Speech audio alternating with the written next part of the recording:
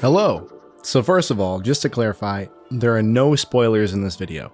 I don't have any insider knowledge and I haven't even watched the gameplay videos that went up recently. I've only seen Nintendo Directs, commercials, official trailers, and some chatter online about what the contents of those gameplay videos were, but I haven't actually seen them. So again, no true spoilers here, just a possible huge prediction.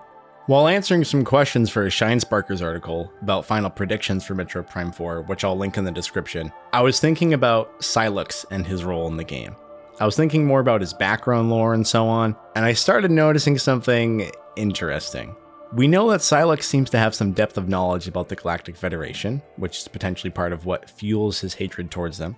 We know that he has significant technical skills, as he has stolen Galactic Federation equipment, and is obviously capable of understanding and using it. Additionally, he of course seems to have created some kind of Metroid-like Metroid creature that are used in the attack of the Galactic Federation base, shown at the start of Prime 4. Lastly, we also know that Psyux has an intense hatred of not only the Galactic Federation, but also of Samus. So it got me thinking. Think about how Myles McKenzie appears at the beginning of the game. A dorky guy, working for the Galactic Federation, kind of a fanboy of Samus. And importantly, he's got that goober-like personality, which is dissonant with the general vibe of the Metroid series thus far.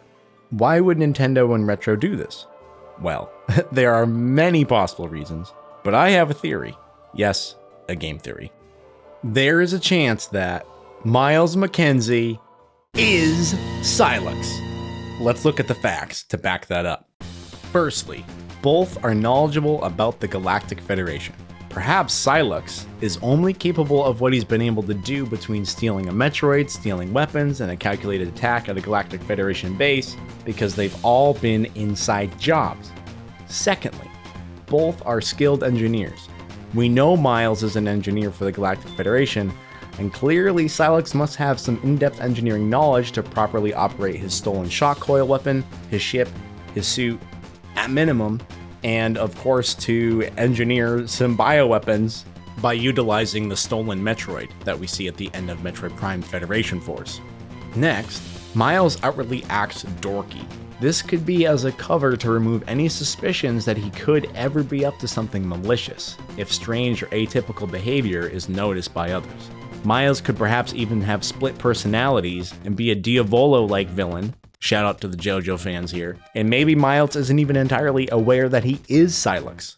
Myles also outwardly fanboys towards Samus. This could be, again, a cover to remove suspicions that he secretly hates her. Perhaps out of jealousy that he isn't the renowned legendary hunter? Perhaps Samus outperformed him in military school? If this theory is true, I'm sure we'll learn so much more.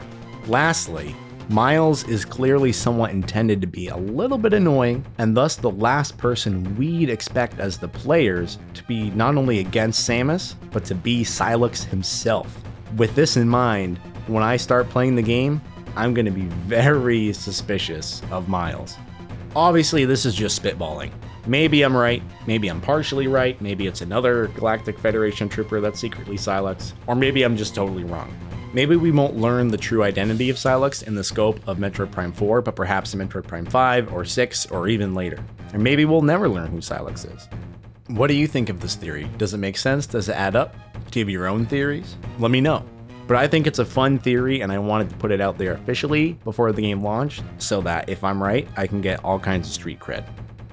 I will be streaming on Twitch and creating loads of content for Metroid Prime 4, so please consider liking, commenting, following, subscribing, wherever you're watching this, doing the thing. And maybe if you really like this video and you like this theory, consider hyping the video too, the new feature on YouTube. I'm so excited to play this game. I hope you're excited too. I hope it's the game we all want it to be. Either way, I'm sure it'll be at least a good time. It'll at least be interesting, and I think as a community we'll be able to come together and talk about the game and enjoy it, or maybe even not enjoy it together.